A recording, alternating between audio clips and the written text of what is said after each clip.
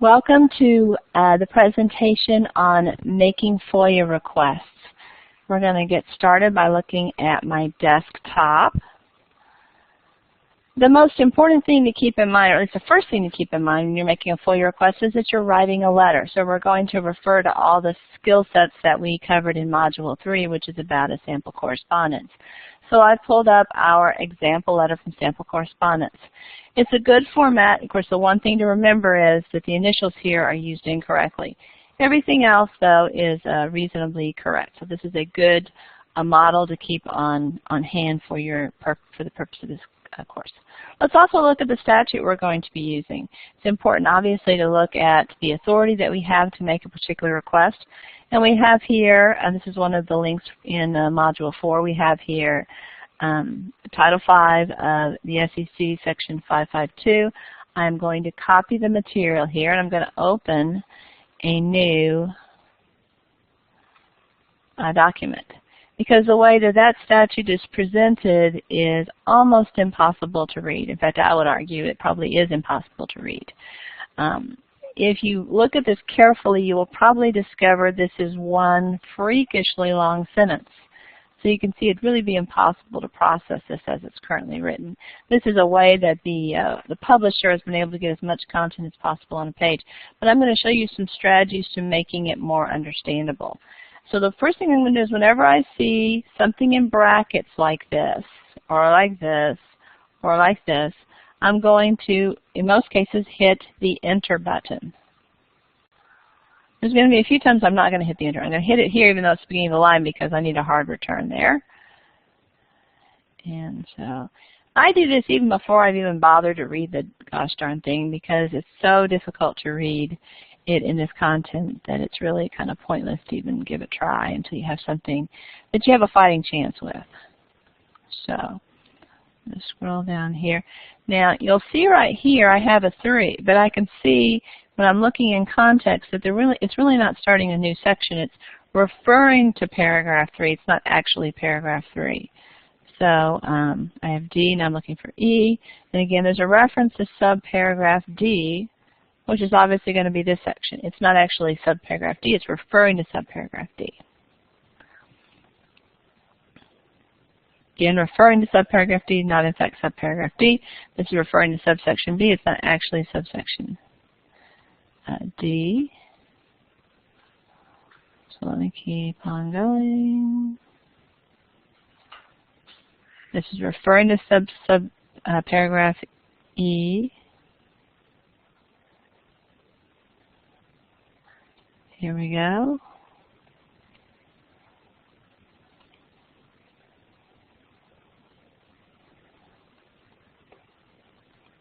Oops.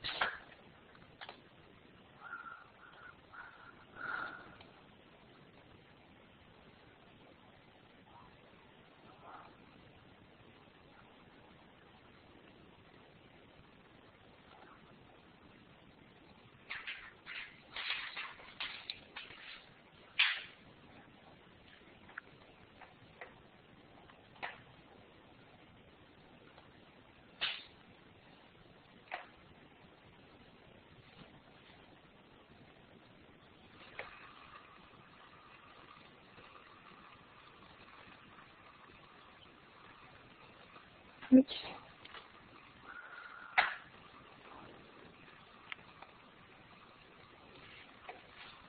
This is a strategy that you should use whenever you are trying to read a statute. I mean, there are statutes that are short enough and straightforward enough that you don't have to take these steps, but I would say probably more often than not you're going to find this is a useful tool to make sense. Okay, see, I put a return there that was inappropriate, so I'm going to go back and put that back. And you find, especially when you do this quickly, you're going to miss a few here and there, and you're going to have hit return when it doesn't really make logical sense where you're hitting return. But that's okay, because when you actually sit down to read it, you'll clean up all of the little glitches that you might have made.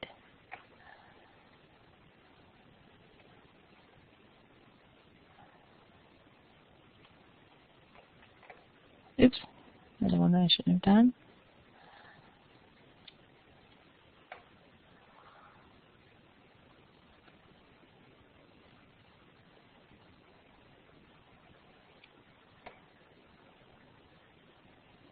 You can see they put in parentheses, excuse me, in brackets, a section that has been repealed.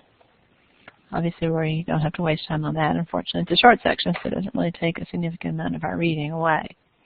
You'll probably find that you spend most of your time on this unit, on this material, reading the statute. Learning to read statutes is such an important skill for legal professionals to have. It's not at all fun. It's not at all easy. It takes a lot of time, and it is about as dull as you can imagine. But it still needs to be done, and it is a very useful skill to develop. You'll never be able to read a statute as quickly as you can read a murder mystery book, but it is one of those skills that you will find yourself getting better at the more often that you do it. And it's especially helpful. I mean, part of it is just reading it, certainly, but part of it is having a way of looking at the data.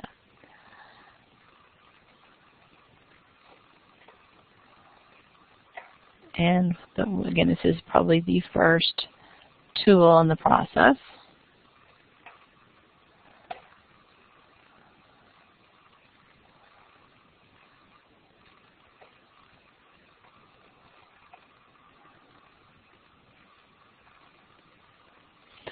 A good thing when you're selecting this is when you see we have II. Of course, I'm now looking for III.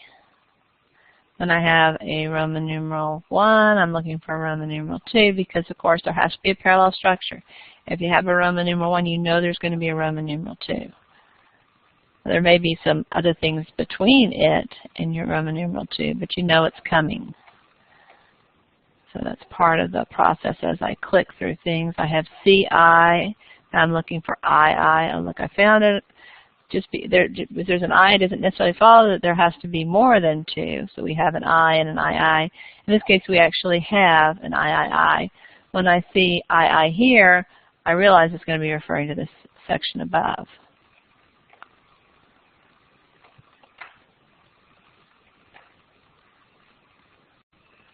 We have D. Now I'm expecting E.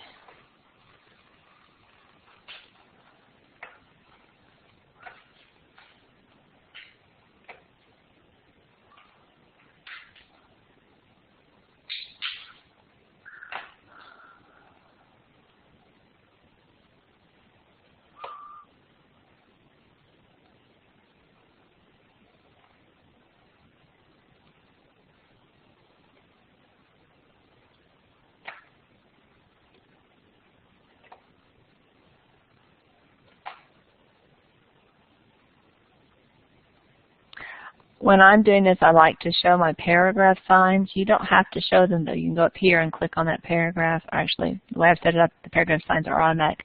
If you want to change that, you can go over here and click on Options. I don't find it distracting, but if you do find it distracting, that's absolutely something you don't have to have show. That's a personal preference.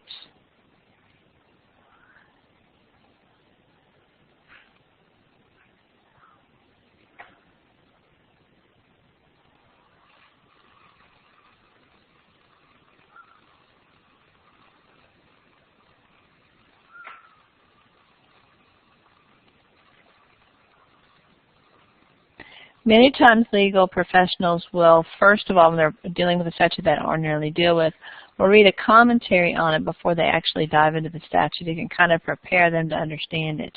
That can be a very useful strategy to look at what a secondary resource tells you about the information.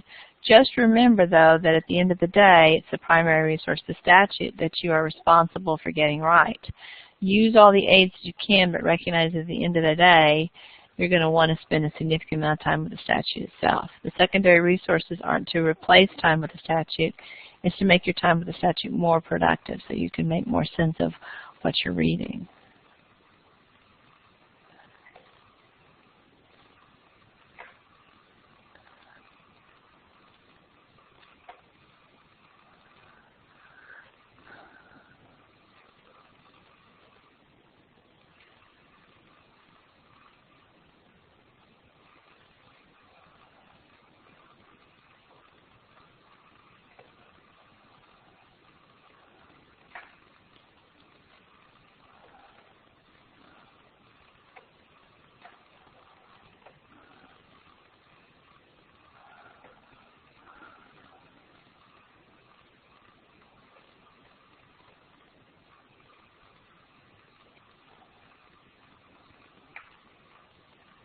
You can sometimes do a word search on this stuff to find it, so you don't have to click on every one. I don't know if it saves you a lot of time since there's so many of these in this particular document, but you can certainly use find and type in, for example, an open parens and find all the ones that come up.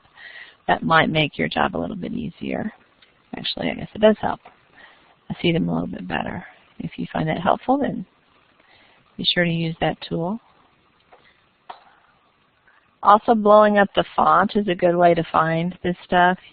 You can see I only have a 12-point font, but what I've done is I have blown up, I've magnified the screen. So you don't have to blow up the font. What you can do is just blow up the view that you're seeing of it. Alternatively, you can just make the font bigger. Go up to, say, a 20-point or something, so it's easier to catch all the characteristics that you're looking for.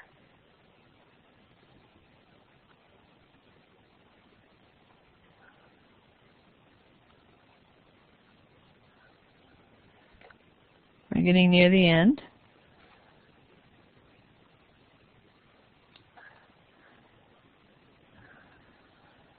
Of this part of the task.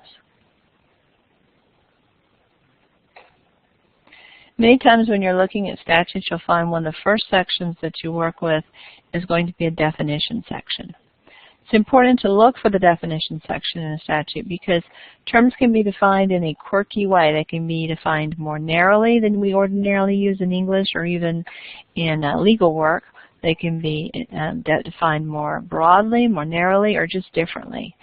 For example, you might see the word child defined as the offspring of somebody no matter what age they are, meaning that adult children are included in a particular statute. Or you might find that the term child is defined to be someone under the age of 12, or maybe under the age of 18, or maybe under the age of 21, or for some statutes maybe even 26. So there's different meanings, and of course if they use the term and you are assuming that child means one thing but you haven't actually confirmed it, you very likely are going to be giving poor advice to your client, under those circumstances. So it's important always to check the statutory definitions.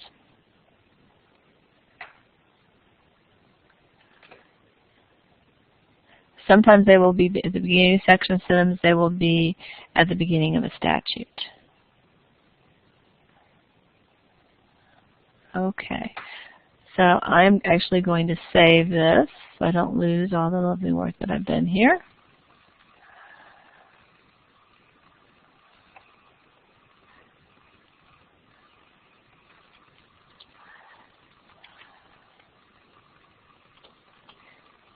Let's see, I've forgotten the name of, let's see, 552.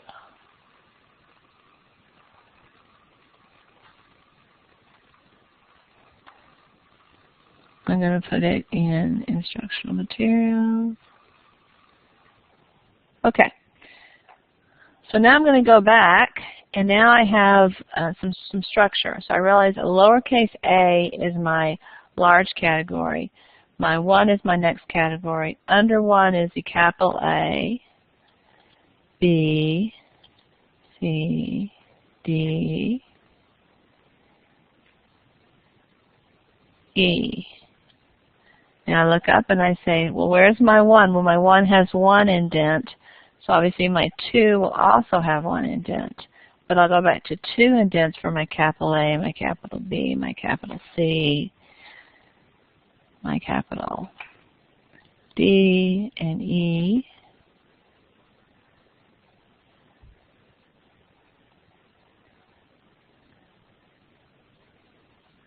Now we have a I. This is going to be a subsection under E, I believe, so I'm going to do 3 indents. 1, 2, 3. Now we're at 3A. Let's go back and see where we are. Okay, so this is parallel to this 1 here, and now we have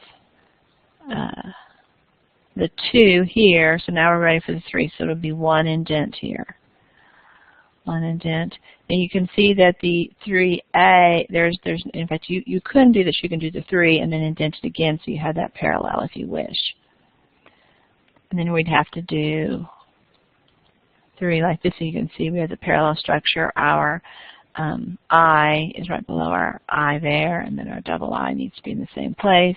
Our B is going to be 2 indents to match this. So in your draft, you ought to be able to see this kind of parallel structure going down. And C will hit twice. D will hit twice.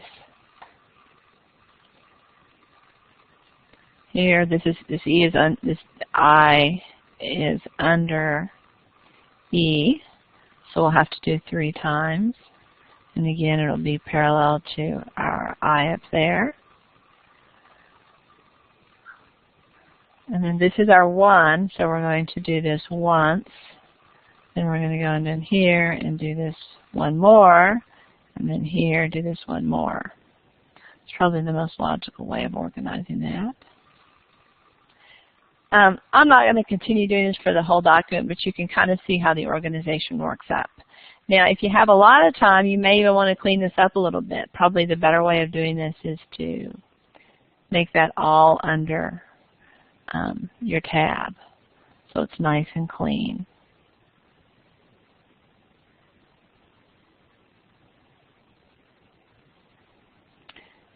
But again, this is assuming you have the luxury of the time to do this. It's a statute that you really have to spend some quality time with. Yeah, you're going to want to do these types of steps so that you can understand exactly what's going on in the statute.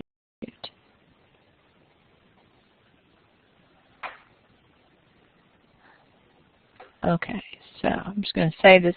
Now we're just going to look at a section of this so we can get a flavor. Each agency shall make available to the public information as follows. We can see one is number 1. So they need to do this. 1. Now what I do, this is such a long document, we're not going to be able to do this in the case, but what I do is I try to find all of the number 1s. I'll go all the way down. I'm just going to just scan to the end to see what is the highest number we have here. And you'd really have to know, it might be this 6, but they might renumber. And see. And so what you'll want to go is you'll want to go to the penultimate one. So we have 1, but let's say we have a total of 10. We'd want to look at number 9 to see what is after number 9. Is it an or is it an and? If it's an and, then all of the items must be done by every agency. If it's an or, then the agency may have some choice about which ones it does. But again, because of the length of this document, we're not going to do that. But always look for that. And if you find that the penultimate one, the next to last one, says and, then what I do is I go back and add in brackets. I don't inadvertently keep it in the document. When I print it up, I'll put in brackets and. Oops, actually, a second. I'll put it in brackets at the end of number 1 here, so it'd be right here. And, or I might put or, so I can remember, because I'm going to forget what the list of things are. But the first one is each agency shall separately state and currently publish in the Federal Register for the guidance of the public. So we know that each agency has to do this. Now when you see this, of course, you're thinking about the particular problem that you're facing. Oh, okay. My assignment, and let's just flip over to the assignment so you can see that. My assignment is about the Equal Opportunity Commission. Well, guess what? It's going to have to have complied with this, right? So it's going to have published something in the Federal Registry for the guidance of the public about this types of information. So this might mean that I want to spend some time with the Federal Register to make sure that I'm following these rules, and this is the type of information that has to be provided. But what else might the agency have to do? Each agency, in accordance with published rules, shall make available for public inspection and copying. And here's some other things that it has to provide. And again, we would dive into this. But we might find in our particular research that we don't care about number 1. Number 1 isn't what we're interested in for our project. Maybe number 2 is also not interested in it.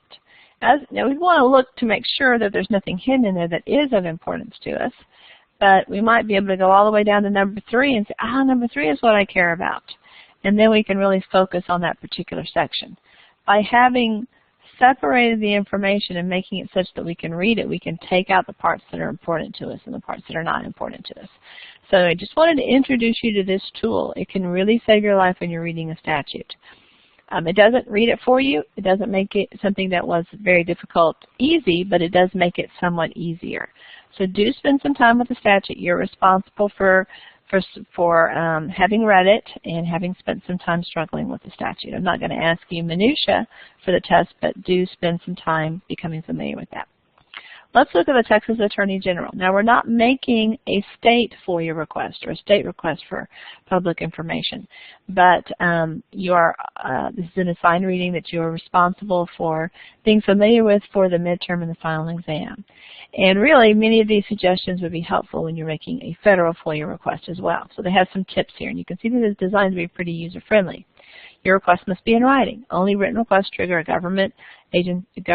governmental body's obligation under the Public Information Act. This would also be true under a FOIA Act. Your request should be for documents or other information that is already in existence. This is also true for FOIA, so you can't ask them to make documents that don't exist. We recommend that all requests be sent by U.S. mail and a copy of the original request and proof of its receipt by the government body be kept. Okay. This is good for certified mail return receipt requests. That's probably the best way to send these types of requests. And I would recommend this also with the FOIA request. We recommend that all requests be addressed to the Officer for Public Information or the Chief Administrative Officer for the government agency. Requests made by facsimile or electronic mail must be addressed to the Officer for Public Information or the Chief Administrative Officer in order to trigger an obligation under this Act. Again, we're talking about writing letters, so we're not worried about the electronic mail, although you may well send it by facsimile, especially if you're in a tight time situation. And then they have a hotline for how you can you find out kind of what's going on with your request. Then there's some information about promptly. What does promptly mean? The government agency must promptly produce public information response to your request. And of course, that's going to depend upon what you're asking for, how available that information is. And then you can go through here and see some other statements about different things. But again, so spend some time with this. This is a fairly straightforward document to do. You may also want to Google FOIA requests. What I did here, let me just go back to my thing. So I just typed in FOIA request, and then I clicked on images in Google. And you can pull up some just to get a flavor for this. I might even want to type in EEOC FOIA request and get some letters here.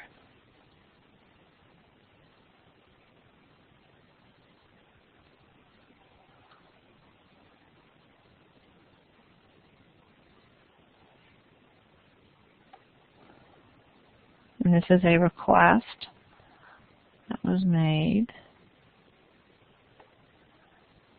Not in quite the letter format that I might prefer, but see about some other examples we might have.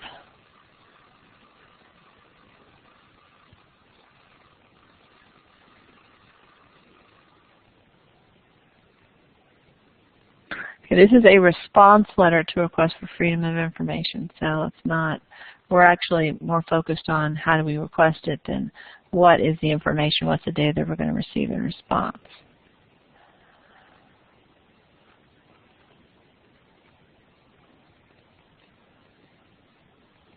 It might have been too specific. We might want to go back out and just ask for a FOIA request. But anyway, this is a possible way that you can find some examples if there's something about the formatting that you're wondering about. If you're actually in practice, very likely you will have a standard FOIA request in your particular practice area if it's a routine request that is made in your particular area. Let's look at the assignment itself. You are a paralegal with the law firm of Montana, LGLA, and Moreno, PC. PC stands for Professional Corporation. You have been asked by Daniel Moreno to draft a FOIA request to the Equal Employment Opportunity Commission regarding your client, Margaret Mack. So you want to remember her name for billing purposes as well as for the reference line. Mrs. Mack has previously filed a charge of discrimination to the EOC, and Dan now wants to get the EOC's file. Because your law firm represents Ms. Mack, this FOIA request would be considered for commercial use. Dan has authorized you to pay as much as $250 for the copies. You are to prepare the FOIA request for Dan's signature. Okay, so when you think about that, let's go back to our sample correspondence. you are going to find Daniel Moreno's name here. Then you can see a DM, capital D, capital M, backslash, and then your initials.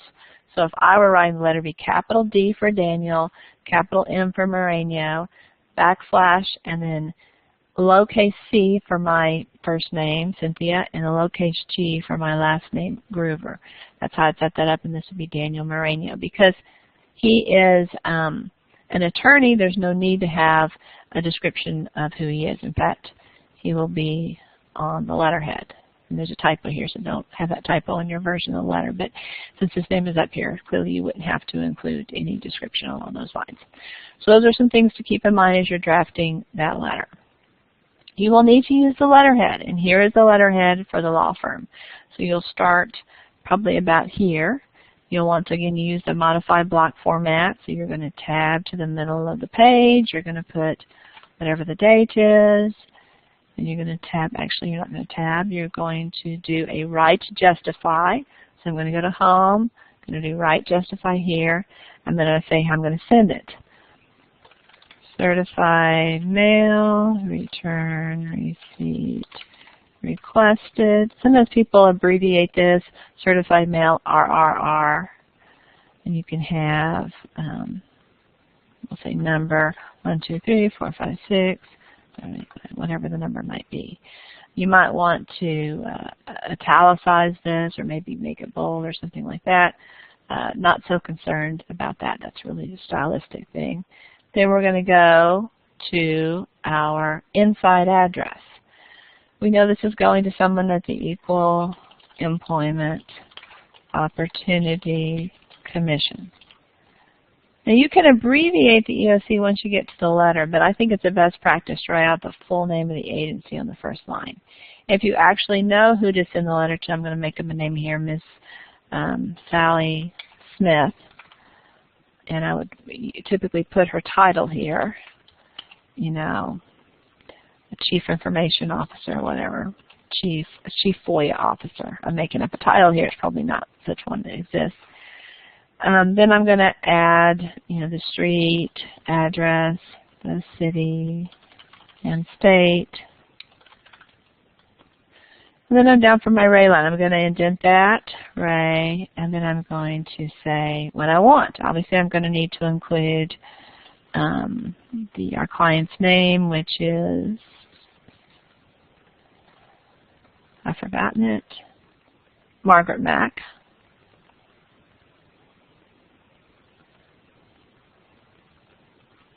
Oops, where is that? Ray, Margaret Mack. But you're going to want to provide more information. Your job here is to make Ms. Smith's job as easy as possible. Put her in a position so that when she gets your request, it's obvious what you want. It's obvious how she can do what you want, because that's going to make your it's going to speed up her process, make her more agreeable. She needs to do it. She doesn't have a choice. But again, the whole idea of promptly, what is one person's promptly may not be another person's promptly. So it is to your advantage to make her life as easy as possible in getting this. So you definitely want to include Margaret Mack. You're probably going to want to include EEOC charge number, and then whatever the charge number might be, so she can easily find the document. And then you may want to indicate what you want. FOIA request for charge file of Margaret Mack. Now you could reverse this order and put Margaret Mack's name down here. You know, I'm not too concerned about the ordering of this. You might want to put this in bold. That would be fine too, but you wouldn't have to.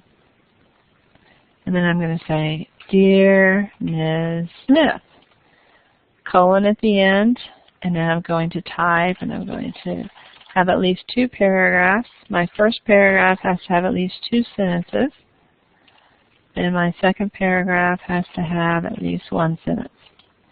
Each one of my paragraphs' first line is going to be indented. I'm going to do a return Then I'm going to line this up underneath my date. I have the choice of either sincerely or very truly yours, according to our form manual. I'm going to use very truly yours. I'm setting this up for Daniel Moreno. I see in the letterhead he doesn't have the mark above the N, so I'm not going to try to replicate that. I'm going to need to make this flush up here, so I'm going to move this margin back, and I'm going to put capital DM\CG. So I have the bones of the request. What I need now is to figure out what's going to go into this section. Now you may be thinking to yourself, how did I know that Sally Smith is the one to get it?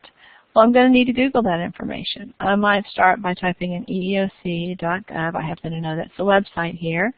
And I might send a question, to whom do I send FOIA request?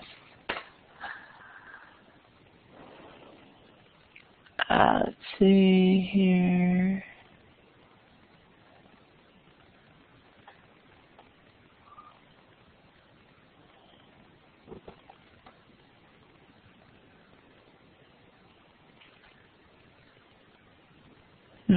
Doesn't jump off the page here. I'm going to go to this frequently asked questions. I'm sure a hearing is really the right way to address this. We're not, I can see here we're in the federal employee section, so I'm not even going to go there. That's not where we need to be.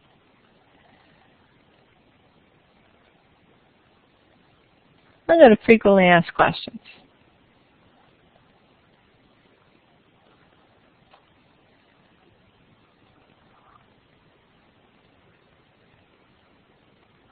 And I'm going to just type in FOIA here, see if it sparks anything. No, not popping off the page here. FOIA request. How to make a FOIA request. Okay, eventually found it. And so you're probably going to want to look to here, and this gives you some resources. So FOIA request in the search engine seems to have been the one that paid off, and this is going to give you some recommendations.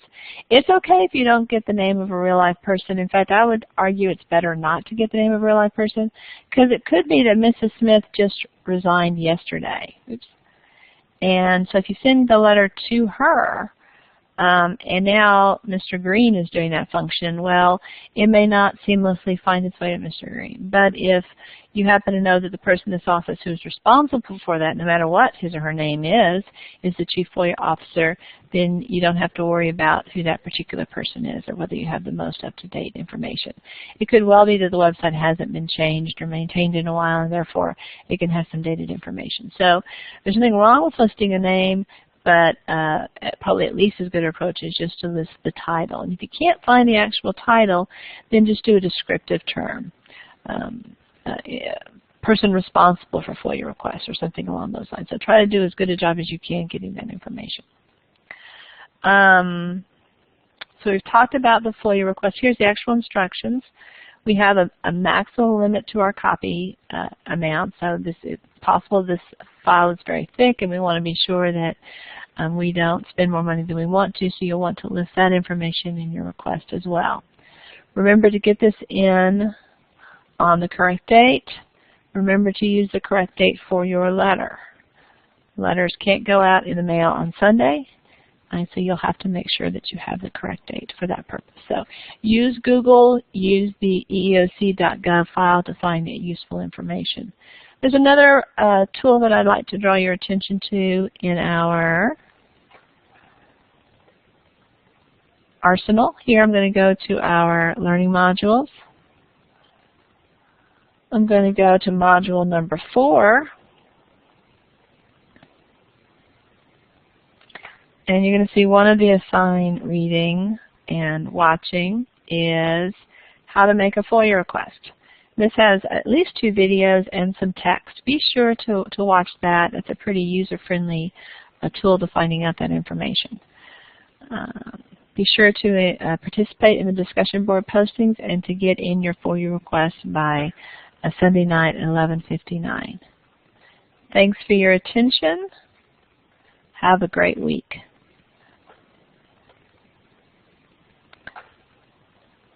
And I think we are done.